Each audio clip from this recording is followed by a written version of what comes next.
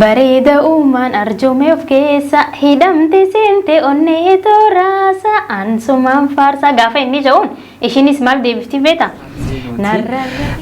جالتي مال فكاتا أكو ركاتا داتا إني روحي قبمو أكامتين جراتا هدان هورتارو يادو كيسان سلطان هدان هورتارو جالل وان بريدو هم بيكم نهم ملم نجالتي بفايشي أدين بيني تكنا فكاتي وان بريدو أنا ما قمتشتو تكبك بفايشين بيخمينا دبكين الرتي بايا دينك سيفتا دمارو نما دينك سيفتا مو كيسا إسا توكو سريدا كان جيمو أدوي تجالل أدوي قبدا في بكنا إسين غافة جالتن دور سو إجان أركو فيتن غافة إجان أجر تنمو جشوت جاللا ممي إيسا جتو بچو دنديسن نتمو إرغودان خينيا دقيتي غراتين أمانا دقيتي غراتين جتشون جشوت أتشي هاتي منا كان كوتي واتو كتانان ألفجيا سديتي sirbaga dhiftee yeroo kana keessa isiin ol kaatee sirba duukaana kajeelchisa jetti waan si kajeelchisu kana ambiran jiraan beeku waan biraa ta'e beeku sirba daawwiteedha kan inni achi keessatti akkan si jaallu anatu beeka keessa garaa koo rabbi na arga ija koo duraa si dhabuu hin fedhu hin barbaadu ani yaa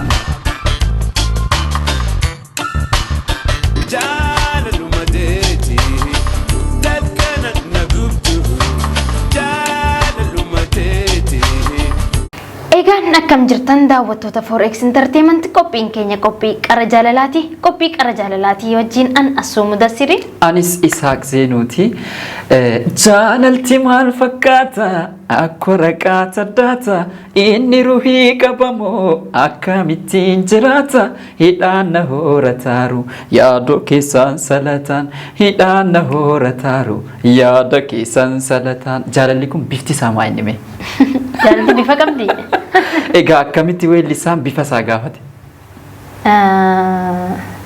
والله كنت قافة اسمه سيو قافة نملة جالتي بفا وان قبضناتي فكاتو بفتي إشي تلماما كان كتمي قافة تلمام تجدو جالتي كون بفتي سامال فكاتا تلماما سموكي كيسا ويو كان جرو يوتايجر أنا ما تلمامي وين قبوان أكيني قبدا أني قرو جالل وان بريدو هم بيكم نهم ملم نجالتي بفايشي أدين بيني تكنا فكاتي وان بريدو أنا ما قمتشتو تكبك بفايشين بيخمين آيمين إتو بفان أرقمتي مال فكات جتي نفكاتي وجروي أنا وان فكرت نتفكرت يا كامني كم كوكو من جالة لوان تأتي إتوجال اللي بفكراتي أنا فكرت جالة وانا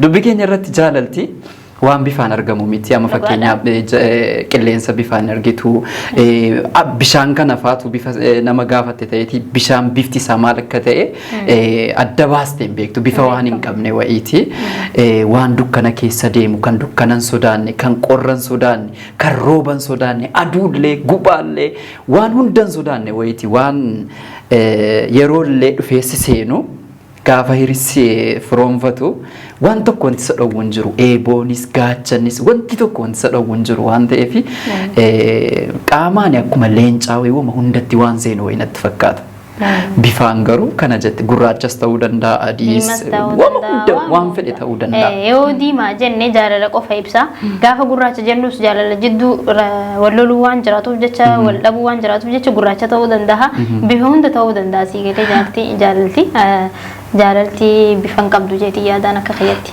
yaa dubbii keenya irratti akkuma kanaan dura jennu sagantaan keenya qarri jaalala onni jaalala miidhamte kan itti wallaannu akkasumas immoo jaalala faloo dhabde kan fala itti barbaannu xalayaa keessan seenaa jaalalaa keessan isin nu biraan geessanii qiqindeessinee babbareechanii yoollee fala dhabdan fallisaa kana jennee hanga dandeetti keenya hanga beeknurraa waan gorsa isinii kenninu sana qiqindeessinee kan isin biraan geenyu ta'a hanga xumura sagantaa keenyaatti akka nu waliin turtanuu kabajaan isin affeerra kan biraa gaaffii nan qabu yeroo baay'ee shamarran kuni waan wal fakkeessu wayii qabu beektaa amala keessa amala wal fakkaataa tokko wayii qabu dhiira isaan jaallatanurra dhiira isaanitti boonu isaan kadhachiisu kana isaaniif yeroon kennine kana baay'ee jaallatu sababni isaa kun maali? wallahi namni akkasitti illee ni jira dubartiin akkasittis ni jirti kan ishii jaalatu kan dhugaadha yoo karaa guutee itti dhufe dhugaadhaan jaalala san dhugaa ta'ee itti argame taanaan irraa qeebaluun ishee afaan qabu warreen gartee isaan jaalatu dhiisanii isaan hin jaallanne jala deeman immoo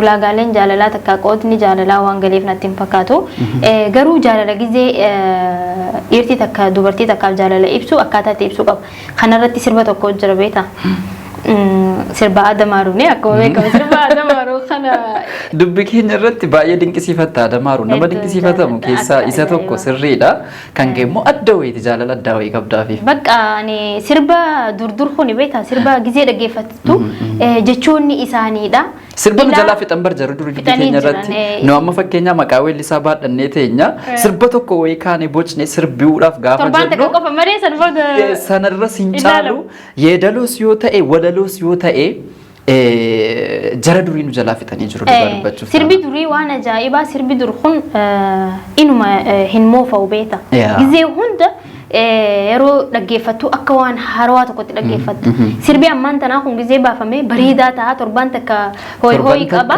qilleensa ni qaba sanboota garuu namni garagaree ilaalu jaama fakkeenyaaf jamaree ilaali jamaree gaafa bahu dubartoonni dilli tokko booyuu ture siigalee dhiirtiinis akkasumatti amma immoo irraanfatamee jira qabadhu garuu sirboonni dur akka Khadiir Saidii fi Adam Haaruun sirboonni dur hedduu babbareedadha kanumaanu jaalala isaa gizee ibsuuf ishiin illee maal jettiini amansiisaa naaf haa ta'uudha amma fakkeenyaaf maal jaanni bareeda uumaan arjoome of keessa hidhamte seente onnee tooraasa ansumaan faarsaa gaafa inni ja'uun ishiinis maal deebifti beeta narrarra gimmee sobaan na hooyta meedhaabi narraa qinnaa fi qoosaa waa qabdaa baasaa jettiin beete hoggana deebi'ee durii eegalee hamma aduu irra faarfama nama hedduudha jira hundaa sirriitti hubadhe laale madaali mara ansumaan faarsaa hin qabdu hamtuu caaltuu hundarra sinnaan jiru qabatu dha baran sila akkas ta'e tuunatti himteeti sila ani iyyuu qoradhe bareecha dhaggeeffal walirratti kaafuunee janna turre akkasii ishiinis deebitee maal jettiini Hun mala dhiiraa itti mandubra meeqaan na caalaa hin fudhu sirraa akkasanii sirba bakka ni jiraa miti dhiirtii takka gizee jaalattu jaalala dhugaadhaan gizee itti dhufte ishiinis dhugaa ta'uu san irra deddeebi'ii naa ibsi akkasitti sirraa fudhachuu hin danda'a jettee dhumarratti sirbi kuni irraa fudhatti jechuu jaalala isaa irraa fudhattee qeebaltee akkasitti akka nama gartee bakka wal fuudhee jaalala walirraa qeebalatee jiraatuuti yoonii fi jaalala dhugaadhaan deemte dhugaadhaan sirraa fudhatti jechuudha. Asirratti ammas gaaffiin biraa maal akka ta'e beektaarra gaafatamuurra gaafachuu jira waan ta'eef irra caalaa ammas dubartoonni waan afaaniin jaalala kennanu kana jaalala afaanii kana jaallatu amma yoo faarfaman kana waan adda addaa gochuudha gocharra yoo bareechanii faarfamanii siifan du'aa siifan gaggabaa lubbuu koo tiruu koo maal koo yoo jedhaniidhani du'een garsiifne irra du'uun waan du'aa malee waan du'ee garsiisan jiru yaa isa gochaa sanarra jecha kana baay'ee jechaaf bakka kennu maaliif laata kun dhageetii gurraatiin amma dubartiin jaalala dhageetii gurratti amantii jaamaaliif jennaan isin gaafa jaalattan dura dursoo ijaan arguu feetan gaafa ijaan agartan immoo jechoota jaalalaa mimmi'eessaa dubbachuu dandeessan nuti immoo irra guddaan keenya dhageetii gurraatiin amana dhageetii gurraatiin jechuun jechoota babbareedaa takkafa dubartiin kabajaa jaalatti nama ishii kunuunsu jaalatti nama ishii kabajuu jaalatti bakka tanatti yommuu jechoota babbareedaa gurraan dhageessu jaalalti ishii ida'aa deema jechoota akkasitti bakka sukkaraa fi damma waan kana waliin meeytanii jettaniin beeku mistira dubbii tanaa isin bira jirtii fi bira jirtii illee yaa akkas yeroo baay'ee kanatti waan amantuufan si gaafadhe garaagarummaa qaba amma nu biratti akka dhiiraatti gara caalu jechaarra gochaan yoo nutti agarsiifame gara caalu nuti jaalala sana keessa kan jaalala kan koo qabaachuusi kanan beeku yoo isiin gochaan natti agarsiifte gara caalu dhugumatti barra dubartiin akkasii amma dhageetii gurratti gizee jettu jecha bareedaa gaafa sirraa dhageesse isiin immoo kan sii deebistu gochaan sii galee yoo dhugaan si jaalatte dubartiin takka if dabarsitee si hannuu dandeessi jechuudha gaafa sanitti yaa keessatti faa xalayaan hadha nu bira dhaqqabde jaalala jaalallee isaatiif qabu kan ibsu akka addaa wayiitti ibsee mee seenaa kana dhaggeeffannee walitti adeemnu. Akkan si jaallu anatu beekaa keessa garaa koo rabbitu na arga ija koo duraa si dhabuu hin fedhu hin barbaadu ani sirbi kun keessa garaa koo dubbata daawwitiin galatoomii jechuun barbaada. Asumaanuu dinqisiifataa sakeetti. Eeyyin daqiiqaa tokkoof illee ija koo duraas dhabuu hin fedhu. Guyyaatti yoon sin argin waan lafti kun gara gaggaltu natti fakkaata. Ijji kee anaaf dawaa dhukkuba kootiiti. Hidhii kee dhommoqaa kana ilaalaa. Maddii kee burtukaana reefu bilchaattu fuuldura kootti daawwachaa. Konkona kee qaamuu foon muru kan ilaalaa. Guntuta kee qara eeboo waardiyyaa siif dhaabbatee sana daawwachaa. Qaama kee guutuu duraaf duuba kee ilaalaa jiraachuun fedha. Sin quufu. Utuma na bira jirtuun si yaada. Akka bishaaniin si dhugee dheebuu si ba'a. Akka midhaaniin si nyaadhee beela si ba'a. Ati soora onnee kootiiti. Hedduun si jaalladha. Siifan jiraadha. Siifan wareegama. Erga ati jireenya kootti makamteen maalummaa jireenya kootii bare. Ergan si argadheen nama guutuu ta'e. Mee maaluma jedhee si ibsu yoo bifa tokkollee si hin geessu. Yoo haala amalaa bishaan laga ciisu. Nama hundatu kan ofii si godhachuuf dharra'a. Guyyaan si argadhe anaaf jireenya koo keessatti guyyaa addaati. Guyyaa kabajamtuu. Guyyaan maalummaa koo itti argadhe. Guyyaan hiikaa jireenyaa itti baradhe. Ati qabeenya kooti. Onneen koo siin arganti. Ijji koo siin ilaalti. Gurri koo siin dhageessi. Ergan si argadhe waanan jannata walakkaa jiru natti fakkaata. Jaalalan siif qabu himuuf jechi waan hin jirreef walumaa galatti ati waaqaa gaditti jireenya kooti. Hedduun si jaalladha. Nagaa naaf ta'e. Jaalallee koo Fooziyaa Kamaaliif. Ani jaalallee kee akka lubbuutti jaallatu Jamaal Ahmad. Egaan seenaa akkaan mi'ooytuu akka dammaa tana dhaggeeffatanii walitti deebinee jirra. Seenaa nama inaafifti baay'ee seenaan. Diinaaf ta'e akka isaa kanatti jaalachuu danda'u qabda. Ani situun akka kanatti seenaa. Ati hin jaalattu umrii tantee maaliif jennaan osuma kaan irra bareeddura dhuftee si wanti gootu. An dhugaa dubbachuuf taanaan kanan haalu an jaalala ijaan qaba. Jaalala ijaan qaba. Amma hayyee jaalala ijaa qabda tanuma irrattuun si qaba. TikTok seena. Instagram seena. WhatsApp seena. Messenger seena. Tiyaanati na feesistaa itti hojiin sirbite biyyatti sirbite sun biyya jirti. Eefa piroofaayilaa si achirra kaayattee daqa si kaatti micoo jaalalaa irraa si qabe hooka. No jechuuni dhugaa dubbachuuf taanaan hin beekun ture. Al tokko na aarsa beektaa maaltu na aarsa yeroo akka kanaatun biyya jiraadhe na jechuudha. Eenyummaa na ilaaluuf moo? Yaa tun biyya maaliifan biyyaa bahe na jechuudha al tokko. Dubbii keenya irratti sirbee suni sirba baay'ee jaallatamedha.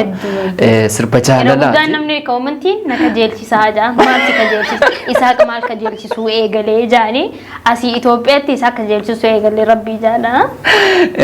Tokkotu natti bilbilee maal jedhe beektaa gaafa sirbi sun gadhiifamu natti bilbilee eessa jirtaa naan jedhe. Maaliif ati eenyuun jedheen isuman barbaade eessa jirtaa naan jedhe. Maaliifiin jedheen. Achi haati manaa kan kooti waa tokko taanaan ulfa ji'a 8 sirba gadhiiftee yeroo kana keessa isiin ol kaatee sirba duukaana kajeelchisa jetti waan si kajeelchisu kana biran jiraan beeku waan biraa ta'e beeku mucaan kan koo garaa keessatti waan tokko taanaan mataa kan keerraa bu'u. Anaa sii qabee si eegaan isa kanaaf sheer gaafa mucaan kan sakkate. Keessatti ergan sirba sana baasee dhugaa dubbachuuf taanaan shamarran kan keenya bakki jarrinaaf qabanu adda achuma keessaatus filadheetuma waan namuman tole jedhee fi deebisuuf dhabee rakkachaa jira waan ta'eef anaa kana anaa jaalala ijaa qabu kana gaafa natti baay'atan. Si baay'atanii keessaa filattu dhabdeemi. Wanni akkasii jira. Aboo rabbi sinaa gargaaru. Namoonni sirban kun irra guddaan isaanii jaalalaan hin qabaman. No, jaalalaan qabamu. Hin qabamu. Maal akka ta'e beektaa dhugaa yoo walitti himna ta'ee jedhee tokkoffaa weellisaanii kan namaarra waan ofii irra ga'e tokko bareechee walaloo isaas yeedaloo isaas daddabalee sirbuu ni danda'a waan ofii irra ga'e. Waan isarra ga'edha kan inni gara caalu baasee kan hawaasaatiin makee dubbatu malee kan jaalalaan qabamu iyyuu weellisaadha dhugaa dubbachuuf taanaan. Yoo jaalalaan qabamtan malee sirban ana amma antariiti akka nama biraatti akka weellisaatti yoo ilaaluu dhiistee jette ana amma fakkeenya jaalalaan hin qabamu osoo hin taane namni tokko jira miti filannoo baay'isu. Anamma dadhabina koo keessaa inni guddaan tokko nama filannoo baay'isudha. An dadhabina kooti jedheen fudhadha dubbii keenya irratti. Yoo filannoo kan kee keessaa yookaan ulaagaa feetu wayii keessaa yoo ulaagaa parsantiin 50 guuteemee jedhe yeroo ammaa kana keessatti parsantii 50 sana immoo hanga ta'e itti guuttachuudhaaf yaalta yoollee hin taane parsantii kana qixxeedhuma yoo argatte jette kanuma kanaan jiraachuu dandeessa. An nama parsantiin 50 maaliif hirrate jedhee ulaagaan kun akkasiin guutamtutti namantinaa ta'udha waan ta'eef amala kanan qaba. Amalan dhoskine keessa amala kanan qaba. Kanaafani malee amala hungaariidha jetteetti amantaare. Ani itti namanu garuu an nama biraatiif an akka nama tokkotti yeroon qara jaalalaa hojjedhu yookaan seenaa jaalalaa kan antinaa ta'u amala kan koo kana namni biraa akka inni qabu hin fedhu. Sababni isaa hanga ni miidhanatu beeka waan ta'eef. Waan kana immoo tariiti amala tokko ni sirreeffatta hanga ta'e wayii sirreeffatta malee waan uumamaa kana immoo dandeesse sirreeffachuu dhiisuu dandeessa. Tasgabbiin argattu jechuudha jireenya jaalalaa keessa seenuudhaafu dubartoonni babbareedaan si duratti tarraa'ee jira. Dubbii keenya irratti bareedina qofa osoo hin taane ulaagaa kan koo keessa bareedinni akkuma jalqabaatti akkuma ulaagaa tokko keessaa akkuma ta'e bareedinni bifaa miti ni beekta. Yaa na hubatteetta laal. Bareedinni bifaa miti garuu namni hundi akka mataa isatti bareedumina ni qaba bifa ni qaba garuu nama takka amma namni biraa tokko dubartiin biraa bifa biraa qabdu takka gaafa si dhiyaatte wanta ishirraa si jaalachiisuu jira. Akkasumatti kan bifa biraa qabdus gaafa si dhiyaatte waan ishirraa si jaalachiisuu jira malee bifti gubbarraa kuni bareedumina halaalaa gizee agartee waa ni bareedi jechuudhaaf si fayyada malee amala guutuu ni qabdi bareedumina akkasitti dhibbarraa ni qabdi jechuudha. Laal anamma waan tokkotti nama amanudha. Waan tokko yeroon siin jedhu jireenya dargaggummaa kooti hanga danda'amaa ta'e itti fayyadameera jechuun danda'a. Ajaas gaariis dabarseeti eenyuun namaatu hiree mataasaa danda'een jiraata. Ani ijoollummaadhuma kootiitiin beekamtii fudhadhee ka'e. Beekamtiin gaafan fudhadhee ka'u kana keessa namoota hedduudhaan hariiroo yeroon uumu kana keessa waan baay'ee argee jira. Ajaas gaariis haa ta'u waan hamma ta'e wayii nama keessa dabarfate. Garuu waan an keessa dabarfadhe kana isteeppii lammaffaa jireenya jalqabuudhaaf gaafan itti seenuudhaaf jedhu jireenya bultiiti kan naafe. Jireenya bultii kan koo kana keessaa amma fakkeenya hiriyoottan kan koo tokko hedduun laala. Namoonni hedduun na biraa bultii horatanii kan bultii isaanii ilmaan fa'aa argatanii diigan fa'itu jira. Kun maalirraa kan ka'e jedhu wayii qorannoo fa'aan gaggeessa. Namoonni hedduun jaalala keessa seenee jaalala kana keessaa adda ba'a. Inni kaan bultii ijaarratee bultii kana akka hin taanetti fa'aa diiga. Kanaafuu bultii gaafa eegaluudhaaf jettu jireenya kan kee tokko jettee eegalta waan ta'eef an akka namoota kaanii sodaa tokkos nan qaba. Dhaqee waan tokkotti galee keessaa ba'uu hin barbaadu. Gaafa itti seenu ulaagaa jirtu hunda ulaagaan akka bultiin kan kun diigamne cimsuu danda'u naaf guutamuu qaba jedhee nama itti amanudha. Kanaaf malee jaalala ijaan qaba gaafan jedhu akkuma qoosaa yookaan akka taphaatti naaf fudhatamu surreen fiigaa hidhatte fiigaatu sirraa buuti. Akka kanan taaneef isinuma kafarchiisuu ta'e malee namni jireenya isaa riilii keessatti jiraatu ulaagaa mataa ofii qaba. Bultiin ulaagaa mataa ofii qabdi. Jaalaltilleen akkasumatti ulaagaa mataa ofii qabdi. Ulaagaalee san guutee karaa waan kanatti deemuudhaaf tarkaanfatuudhaaf immoo waa hedduu si barbaachisa waan ta'eef jecha irra guddaa garuu jireenyuma addunyaa kanaafuu bultiidhaaf ulaagaan jaalalaa namoonni jaalalaan qabamtanii nama jaalattan fuula keessan duratti agartan jiraatu ta'e akkuma obboleessa abbaa seenaa obboleessa keenyaa kanatti jaalallatee san osoo hin irrisne jaalallatee san jaalallatee wajjin jiraataa fa'aa wal yaadu jira. Namni takka takkee osoo teessee itti haasoftu yaaduufaa jira. Sirboonni ati dhaggeeffattu hundi akka waan nama san ibsuufaa si fakkaata. Amma fakkeenya sirba daawwiteedha kan achi keessatti akkan si jaallu anatu beeka keessa garaa koo rabbi na arga ija koo duraa si dhabuu hin fedhu hin barbaadu ani yaa alto na inaaffise beektaa jaalalli akka kana amma fakkeenya gaafa kaatee manaa baate yookaan yeroo isiin karaarra deemtu akka waan gufuu wayii si dha'utti inni itti dhagahama waan baay'eetti dhagahama qaamni jaraa wal hidhatee jira jechuudha jaalala dhugaa wayii keessa jiru waan ta'eef jaalala ajaa'ibaati kan isaanii kan inni jaalalli fedhii isaatiif ibse. Jaalalti akka namni fakkeenyaaf amma yeroo ammaan tanaa kana jaalalti ni jirti kajeetti amanu ni jira kan hin jirre hin jirtu jaalalti jiru jira garuu jaalalti akkasii qabdu yoo kan barbaaddu ta'e ati dura dursoo qophii ta'uu qabda sammuu kan kee nama jaalalaa ta'uu qabda atumti nama jaalalaa ta'uu qabda qophaa'uu danda'uu qabda wanta takka gizee sitti dhufte jaalalti takka gizee sitti dhufe wanni san qeebaluu danda'uu qabdi onneen tantee jechuudha jaalalti kanaasii qabuudhaaf sanii fi onnee teessan akka malee warroota miidhee deemeef jecha cuftaniin tattaa'inaan siniin jaa. Akkasii jaalala tokko keessa seenuu gaafa qophii taatan maaltu sin barbaachisaa dura onnee keessan banuuti sin barbaachisaa an jaalalaaf yeroo ammaa kana keessa qophaa'eera jettee sammuu kan kee kana amansiistu yoo ta'e jedhe jaalalli guutee jira jaalalli inni siif kennu jaalala argachuudhaaf duraati nama jaalalaa ta'uu qabda isiniin jenna daawwattoota keenya egaa seenaa abbaa seenaa keenya kanarraa waan baay'ee irraa barattanii jennee abdii guddaa qabna waliif sinaadhiisu jechuun dagatiidhaadha haga seenaa adda addaa seenaa milkaa'uu fi ganaa kan milkaa'in illee kan jaalallee teessaniif ibsuu barbaaddan nuqunnamuu dandeessanii silkii tanaan jaalallee teessaniif bifa ajaa'ibaatiin akka isin dhiyeessitan isiniif taasifna eegaan haga seenaa biraatiin walitti deebinutti turtii gaarii.